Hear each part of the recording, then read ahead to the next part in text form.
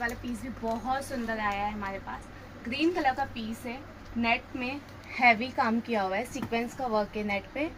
Sleeves आप देख सकते हो, फ्रंट में भी बहुत सुंदर काम किया हुआ है नेक पे सीक्वेंस का।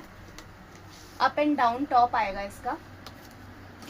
इसका भी प्लाजो बहुत ही बिल्कुल खुला हुआ सा प्लाजो आएगा।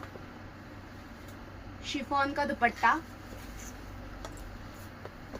प्लाजो भी इसका शिफॉन का है।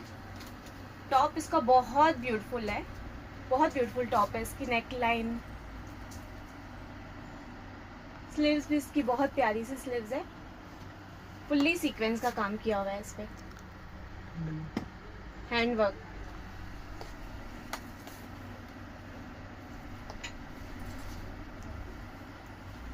अगर आप ईद के लिए देख रहे हो तो ये बहुत ही प्यारा पीस है। कलर भी इसका बहुत सुंदर आएगा, ग्रीन कलर।